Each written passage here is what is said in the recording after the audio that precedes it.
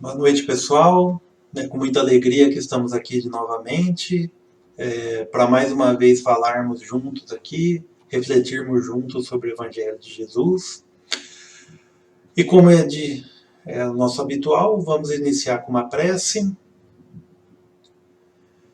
relaxando o nosso corpo, relaxando nossa mente,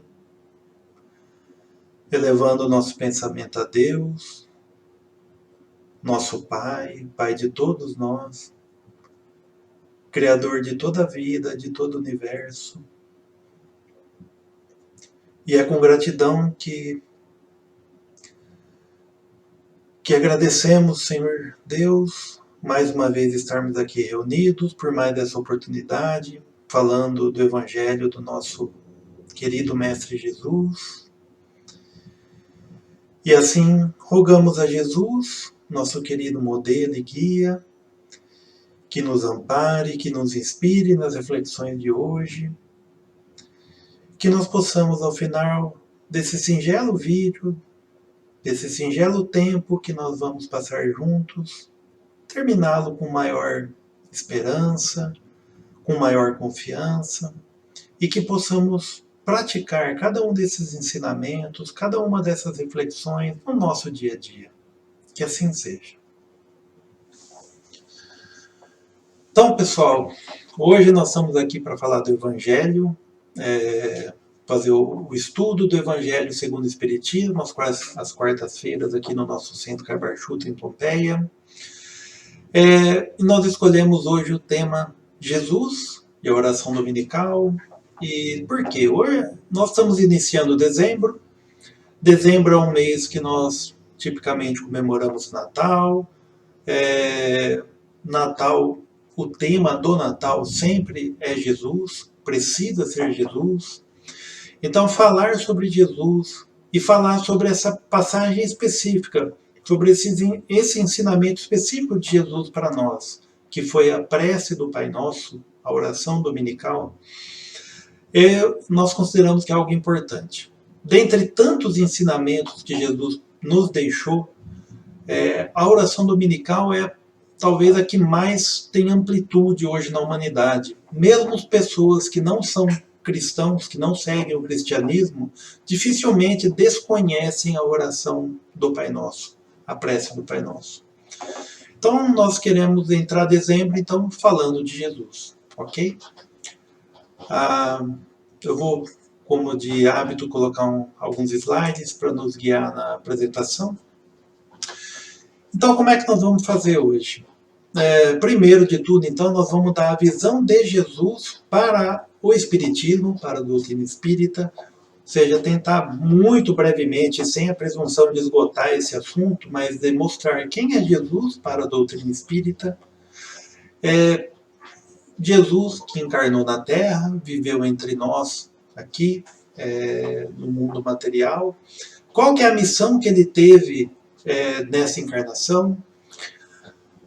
Aí nós vamos refletir um pouquinho o porquê que é importante entender toda essa grandeza que nós pretendemos passar, de quem é Jesus para nós, para poder entender a oração dominical, a prece do Pai Nosso. Então nós vamos falar um pouquinho sobre o contexto onde ela foi, de como ela foi passada aos discípulos, tá? Como ela aconteceu. Refletir um pouquinho sobre o seu conteúdo, porque ela não é apenas um conjunto de frases, ela tem um significado e ela tem uma pretensão muito maior do que simplesmente ser um guia para a gente verbalizar uma prece a Deus. Ela tem um conteúdo que realmente importa e impacta a nossa vida, e esse é o fechamento, né, de como que esse conhecimento impacta a nossa vida. Eu acho que qualquer coisa, qualquer conhecimento que nós adquirimos, nós temos que fazer uma reflexão no que ele impacta a nossa vida. Então a gente sempre fecha dessa forma.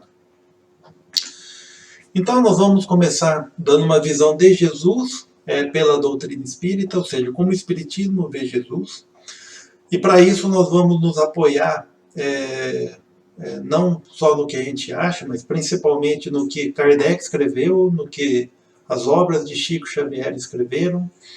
Então, nós vamos e sem a pretensão, mais uma vez, de querer abranger a grandeza de Jesus, porque isso nos escapa.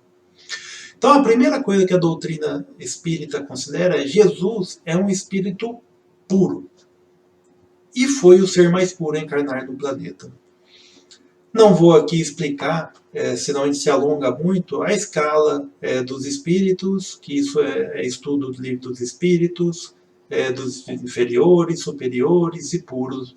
Mas entendemos que espírito puro é um espírito que chegou num grau de perfeição que ele não sofre mais das influências materiais e nem dos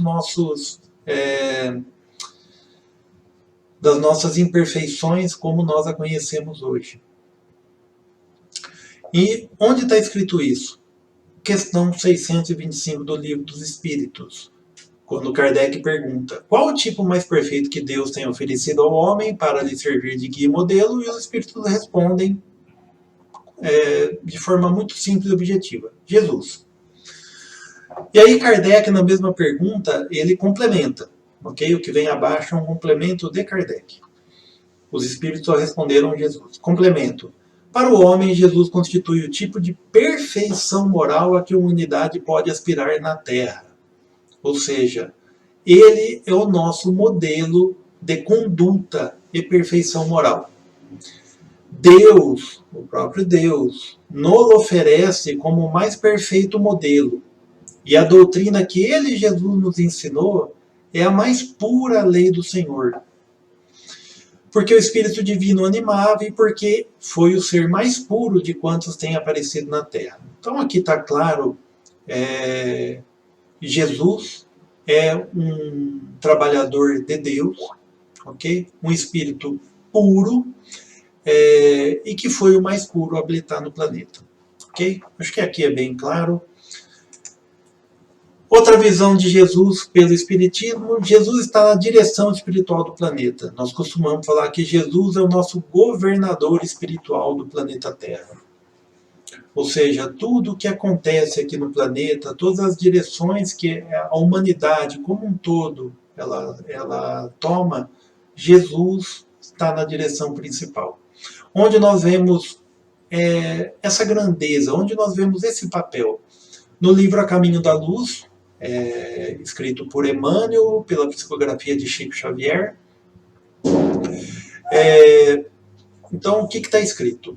Rezam as tradições do mundo espiritual que na direção do nosso sistema existe uma comunidade de espíritos puros e eleitos pelo Senhor Supremo do Universo. Ou seja, uma comunidade de espíritos puros eleitos por Deus, em cujas mãos se conservam as rédeas diretoras da vida de todas as coletividades planetárias. Então, uma comunidade de espíritos puros, eleitos por Deus, escolhidos por Deus, que dirigem, que governam, que orientam o desenvolvimento, a nossa jornada, a jornada de todas as coletividades ao longo do universo. Então, isso é muito grande, é muito grande. Essa comunidade, da qual Jesus é um dos membros divinos, apenas já se reuniu na proximidade da Terra por 2 vezes nos milênios conhecidos. A primeira verificou-se quando o orbe terrestre se desprendia da nebulosa solar. Então aqui merece um pause também. A idade estimada do planeta Terra pela geologia, de quando ele se formou da nebulosa solar, quando a nossa estrela, o Sol, se formou, é de aproximadamente 4,5 bilhões de anos.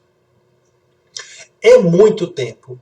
E aqui esse texto, Emmanuel está falando que Jesus já era espírito puro, já estava fazendo parte dessa comunidade de espíritos eleitos e estava aqui planejando a construção do nosso planeta, do planeta Terra. Gente, é uma escala de tempo que nós não conseguimos compreender, mas compreender inteiramente, mas o sentido que passa é que Jesus, imagina a evolução dele, ele já era evoluído e puro há tanto tempo. Então, isso é muito importante. E a segunda vez, que essa comunidade se reuniu foi quando se decidia a vinda do Senhor à face da terra, trazendo à família humana a lição imortal desse evangelho de amor e redenção. Ou seja, Jesus, eles também se reuniram aqui para decidir sobre a vinda do Cristo à face da terra para nos ensinar o evangelho que hoje nós estamos discutindo. Ok? Então Jesus é o nosso governador espiritual do planeta e dirige, junto com outros espíritos, todas as coletividades planetárias. Uma outra coisa importante, Jesus é um representante direto do pensamento de Deus. O que quer dizer isso? Então, no livro Céu e Inferno, no capítulo 1, Kardec coloca: eu vou ler e nós vamos parando e refletindo. Os puros espíritos são os messias ou mensageiros de Deus pela transmissão e execução das suas vontades. Ou seja, os espíritos puros, quando eles se livram de todas as imperfeições e ficam purificados, ficam invulneráveis às más inclinações, eles passam a ser executantes diretos da vontade de Deus. Então eles preenchem as grandes missões, presidem a formação dos mundos e a harmonia geral do universo. Tarefa gloriosa que aqui não se chega senão pela perfeição. Ok. No entanto, olha aqui que eu grifei. Os de ordem mais elevadas ainda, são os únicos a possuírem os segredos de Deus, inspirando-se no seu pensamento, de que são diretos representantes. Então, aqui nós não estamos falando apenas de espíritos puros, nós estamos falando de espíritos que continuaram o seu desenvolvimento e chegaram a pontos mais elevados de perfeição. E que, nesse instante, eles passam a ser intérpretes e se inspirar realmente no pensamento de Deus. Tem uma passagem no livro A Gênese, que inclusive um espírito se refere a Jesus como o médium de Deus. Está escrito na Gênese. E ele continua: as missões mais importantes são confiadas somente àqueles que Deus julga capazes de as cumprir e incapazes de desfalecimento ou comprometimento. Ou seja, quando uma missão ela precisa ser cumprida sem ter riscos de não conseguir, Deus envia esses espíritos até nós. Então Jesus, ele é representante, ele é um Cristo, ele é um Messias. Depois nós vamos contextualizar um pouco a palavra Messias para não ficar nenhum equívoco. Mas ele é representante direto do pensamento de Deus. E como eu citei até na Gênese, tem uma menção disso de um espírito. Outro ponto importante: Jesus sendo um espírito puro, tendo dentro dos espíritos puros já uma perfeição elevada a ponto de ele se aproximar e se inspirar no pensamento de Deus, ele está acima de qualquer tipo de fraqueza humana. Então, qualquer situação que nós possamos pensar que Jesus possa ter passado, não passou. Ele não tem e não teve nenhuma das nossas fraquezas humanas. Na Revista Espírita de 1868 tem uma passagem interessante. Então ele fala: os Messias, seres superiores, chegados ao mais alto grau da hierarquia celeste, depois de terem atingido uma perfeição que os torna infalíveis daí por diante, e acima das fraquezas humanas, mesmo na encarnação. Pessoal, então, a partir do momento que um Messias, um Cristo, ou um Espírito que seja puro, da elevação de Jesus e daqueles outros Espíritos citados anteriormente, essa comunidade planetária de Cristos, eles estão acima das fraquezas humanas, mesmo quando encarnados. Eles são infalíveis em executar as determinações e as missões de Deus. Estão admitidos nos conselhos do Altíssimo, recebem diretamente de Deus a sua palavra e são encarregados de cumpri-la. Então, eles recebem, nesse estágio onde estão, o pensamento direto de Deus, sem intermediários. Ao lado de Deus estão numerosos espíritos chegados ao topo da escala dos espíritos puros, e Deus escolheu dentre eles seus enviados superiores, encarregados de missões especiais. E aí ele completa: podeis chamá-los de Cristos. É uma mensagem de Lacordaire, de 1862, que foi publicada na Revista Espírita, de 1868, se eu não me engano, no mês de abril. Então, essa comunidade que nós falamos lá atrás, esses espíritos tão puros e tão já perfeitos, que eles interpretam já diretamente o pensamento de Deus, chamamos eles de Cristos. Então, Jesus é um desses espíritos, para a gente ter uma noção da grandeza dele. Ok? Um alerta importante, como apareceu a palavra Messias há pouco, né? A palavra Messias no Espiritismo, ela é empregada numa acepção bem literal de enviado, de mensageiro. O Espiritismo não quer criar dogmas, isso sempre foi muito claro e combatido por Kardec. Nós não queremos dar rótulos e nada que possa chegar perto de misticismo, ok? Nós não queremos entrar muito nesse assunto para não se alongar e não ter que contextualizar todo o significado que Messias tem em tantas outras formas de conhecimento. Judaísmo, por exemplo. Então aqui é o seguinte: Messias, nós estamos falando de enviado, ok? Então, pessoal, esse é o tamanho de Jesus para nós. Ele é um espírito muito, muito, muito puro, muito sábio, está diretamente recebendo o pensamento de Deus e esteve aqui conosco, e é infalível. Bom, tendo essa noção, essa grandeza toda, e sabendo que a vinda dele ao nosso planeta, a sua encarnação foi decidida e organizada junto com essa comunidade de Cristos planetários, qual que é a missão de Jesus na encarnação? Então ele veio para mudar, para transformar a humanidade terrestre, trazendo uma mensagem de bem, de amor, uma nova visão da nossa relação de criaturas com o Criador, com Deus. E, como também disse lá atrás, ele foi oferecido a nós como um modelo de perfeição, ou seja, ele é o nosso modelo. E, em tantas passagens que ele disse durante o evangelho dele, o nosso guia, ou seja, me guia, me siga, que nós conseguimos entrar no reino de Deus. E tem uma passagem aqui muito interessante também que eu selecionei, também na Revista Espírita de 68, que mostra a missão de Jesus, mostra o tamanho, a grandeza da missão de Jesus, ou seja, quando um Cristo tem que descer a um orbe, encarnar e cumprir uma missão. Então vamos lá.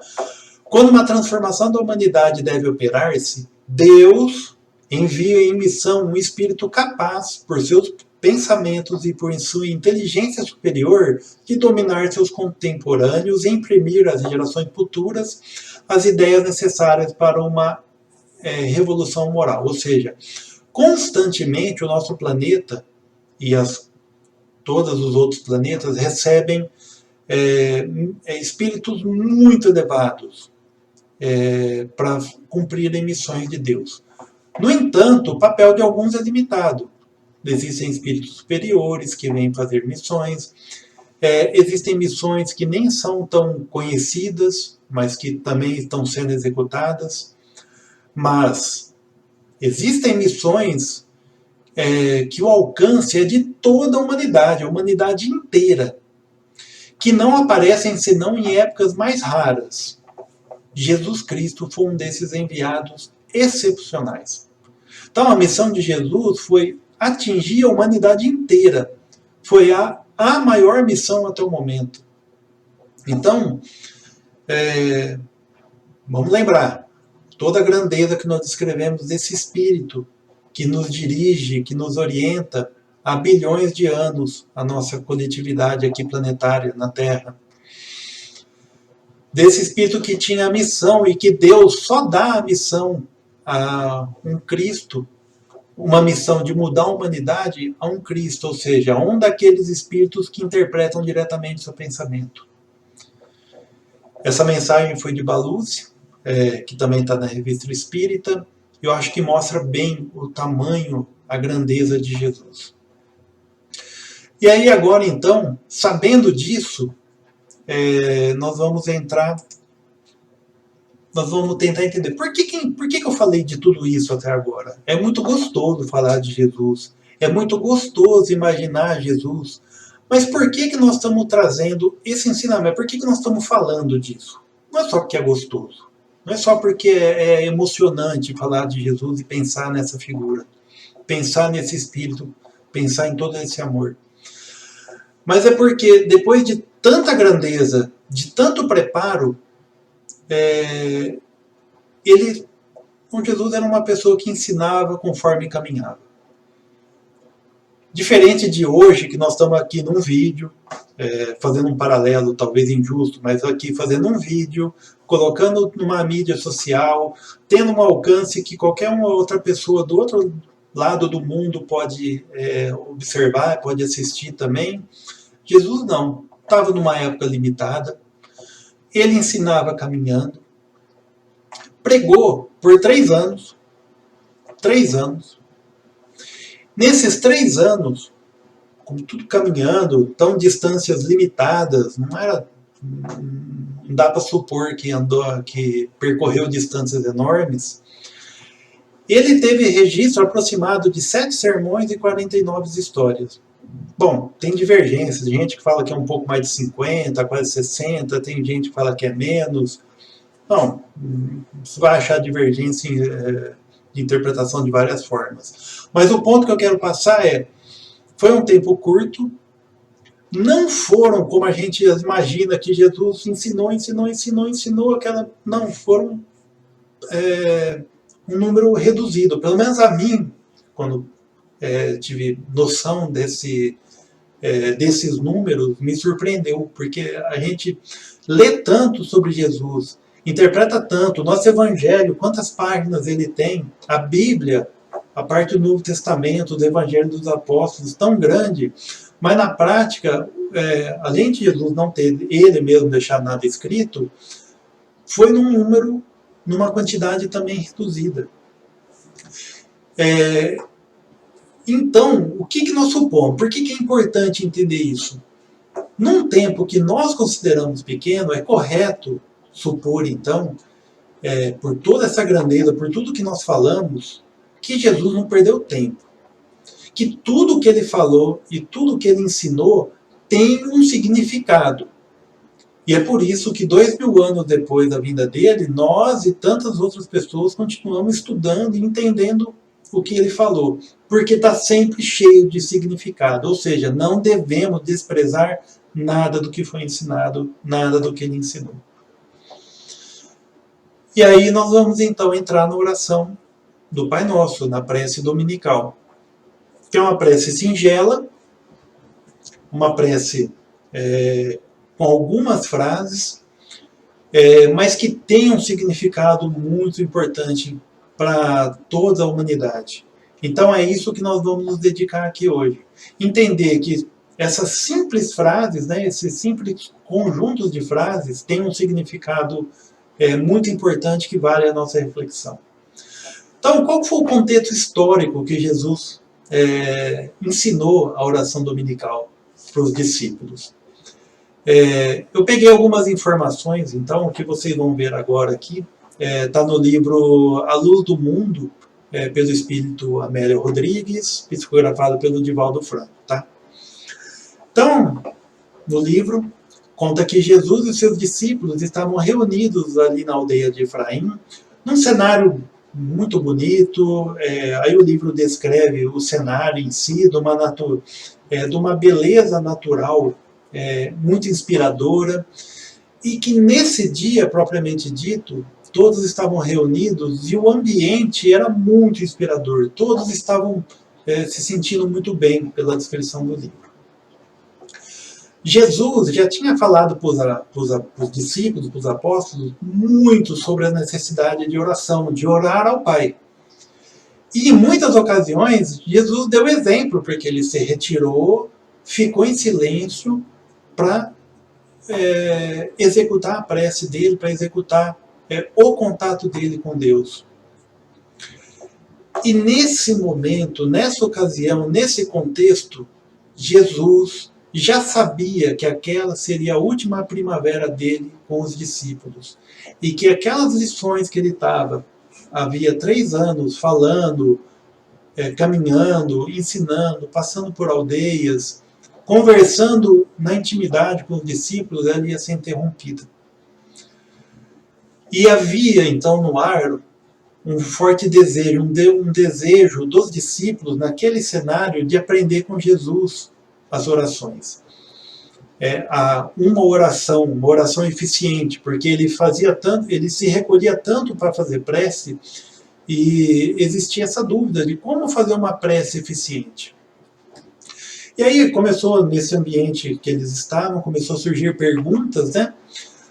Inclusive um comentário que é comum, que nós também provavelmente já nos perguntamos, né, no íntimo. Se Deus conhece e sabe tudo o que temos de maior, de urgência, de necessidade, para que devemos orar?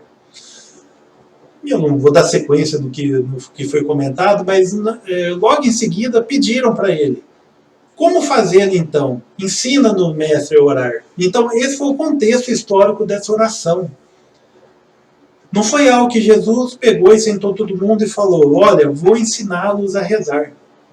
Não, foi pedido num ambiente inspirador, numa reunião com os discípulos que o seguiam. Então dá para imaginar o ambiente, a inspiração daquele momento e um pedido sincero dos discípulos dele: ensina-nos a orar. Então, inclusive no livro, não coloquei, mas diz que Jesus fechou os olhos, se inspirou no pensamento de Deus e proferiu oração. E agora, então, nós vamos falar um pouquinho da oração. O Evangelho nos traz que ele é um modelo mais perfeito de concisão e simplicidade. É uma oração curta, mas que traz, bem resumida, de forma que a gente precisa, inclusive, estudar para entendê-la, mas resumida, nossos deveres para com Deus, para conosco mesmo e para com o nosso próximo. Ou seja, abrange todos os aspectos que nós devemos abranger. Então, a primeira frase: Pai nosso que estais no céu. Bom, já vamos dar um pause aqui então. A forma de se referir é muito profunda, essa primeira frase. A forma de se referir ao Pai naquela época, na Judéia, naquele ambiente, não era comum como Pai. A forma recomendada e executada pelos doutores da lei e ensinada era Senhor. E, como nós estávamos vivendo num ambiente onde o Velho Testamento, onde as leis de Moisés eram as mais ensinadas e praticadas, junto com essa palavra Senhor, trazia todo um temor, todo um respeito, que era diferente de quando a gente fala Pai. Então isso é muito importante, é uma diferença muito pequenininha, muito singela, mas quando Jesus falou Pai Nosso, ele tirou toda a distância, toda a hierarquia que podia existir entre a criatura e o Criador. Isso é muito profundo. Naquela época, isso não era dessa forma que era sentido, que era entendido, essa relação. Outro ponto importante: Jesus, quando ele falou nosso, ele não falou meu, seu ou de alguém, é nosso. Então, qualquer um, todos nós somos irmãos. Somos hoje, fomos naquela época, especialmente naquela sociedade onde também, como hoje, tinha diferenças sociais severas, falar que todo mundo é igual perante Deus foi uma quebra de paradigma tão grande quanto chamar Deus de Pai. Então, nessa primeira frase, pessoal, faz essa reflexão. Se transporta para aquela época. Imagina como isso foi impactante. Santificado seja o teu nome, venha a nós o teu reino. Reino, ele explicou várias vezes o reino ao longo do seu evangelho, da sua vida pública, né? Mas é um momento, bem resumido, é um momento em que todos nós vamos conseguir viver plenamente a lei de amor, superando todas as imperfeições morais, superando as diferenças, preconceitos, orgulho. Dá para imaginar um local desse? Dá para imaginar um local sem injustiças?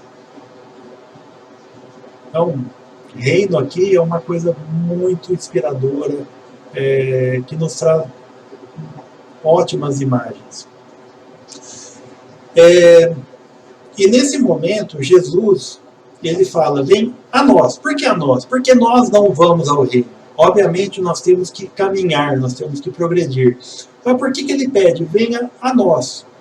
Porque ele tem uma compreensão muito clara que nós precisamos da misericórdia do Pai, considerando a nossa imensa bagagem de imperfeições, nossos inúmeros erros e equívocos que nós cometemos ao longo da nossa jornada de encarnações aqui no nosso planeta, e que se não tiver um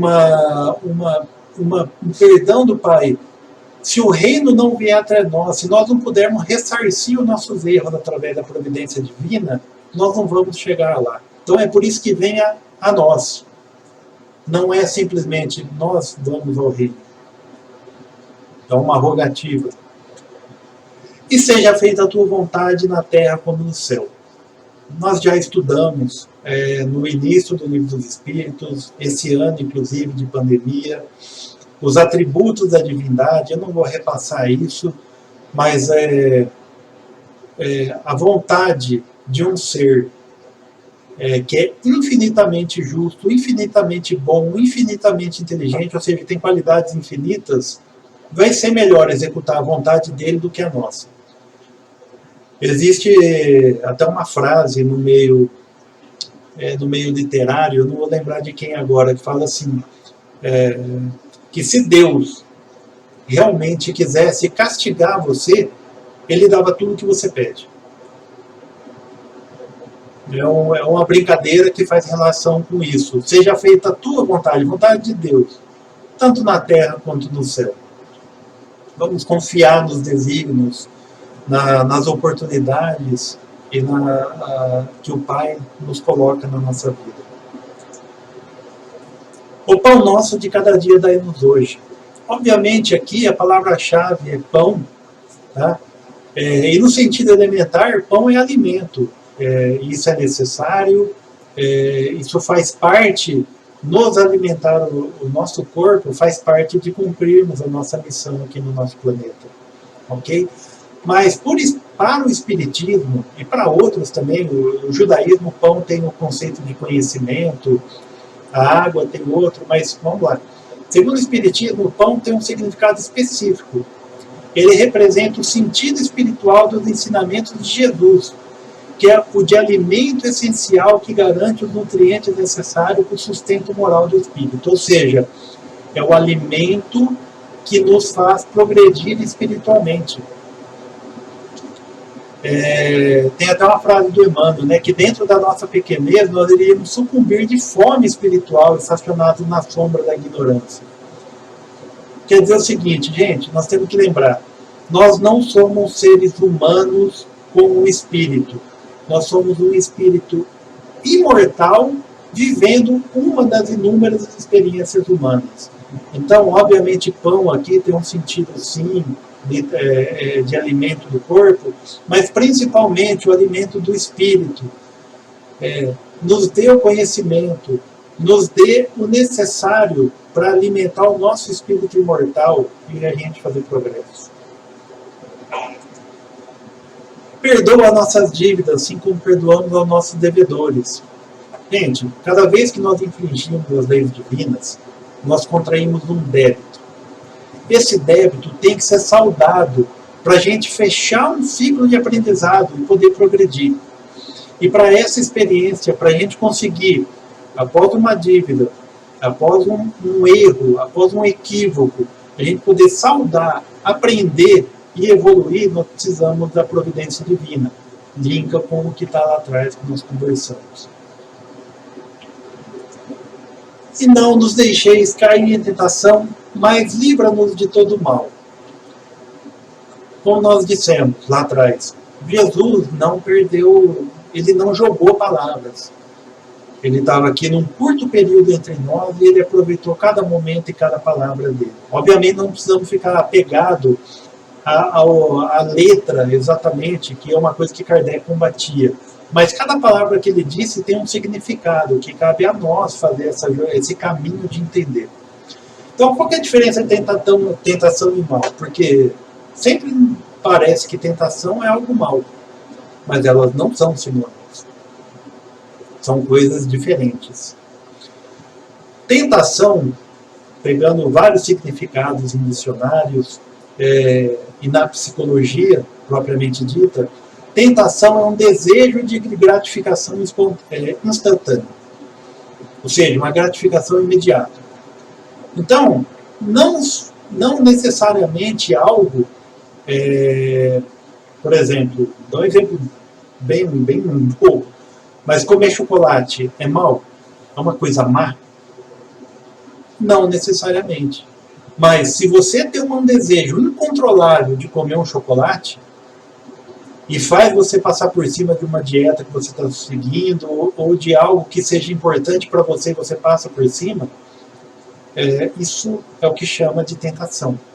É quando você tem um desejo de gratificação imediata, e nós podemos lembrar, cada um de nós, na nossa história, quantas coisas nós não fizemos por causa de algo que a gente queria naquele instante e que nos trouxe algum tipo de prejuízo. Então, não nos deixeis cair em tentação. Não nos deixeis cair no nosso desejo de ter alguma coisa de forma imediata. Nós precisamos ter paciência.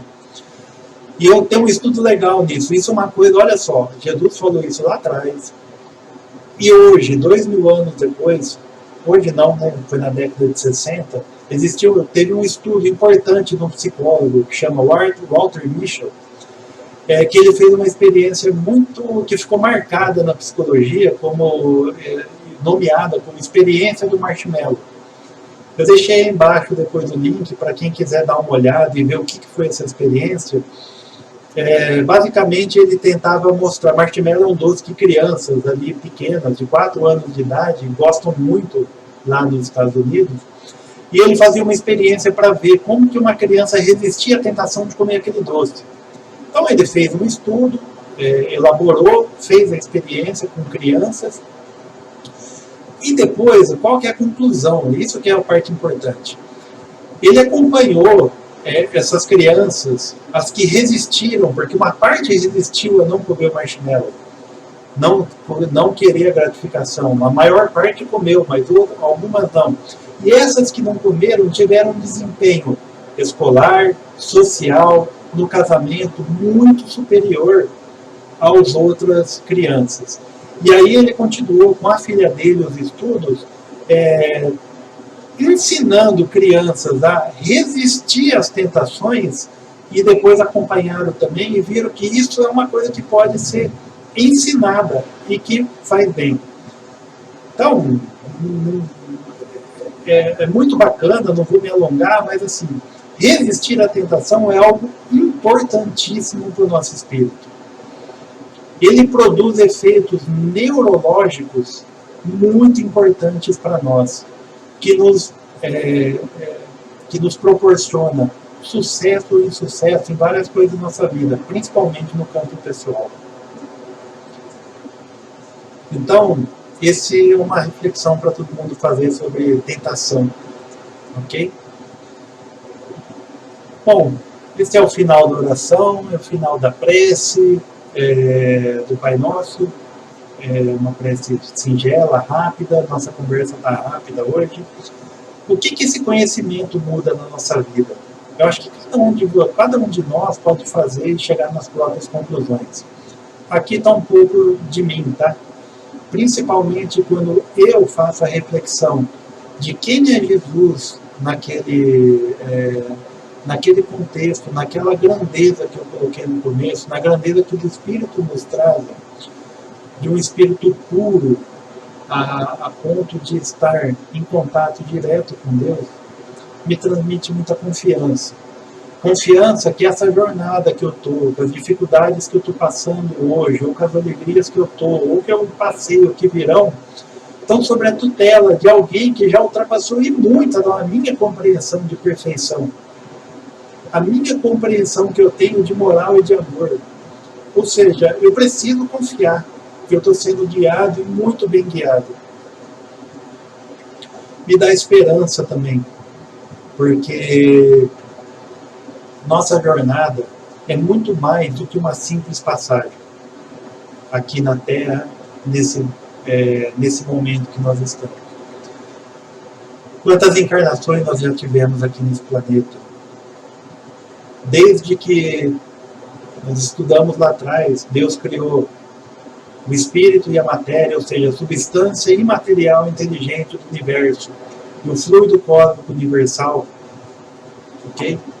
Que se individualiza em espírito, que começa uma jornada de aprendizado longa, longa, longa, até nós chegarmos à perfeição, e que alguém como Jesus, que está nos seguindo, já percorreu isso, me dá esperança.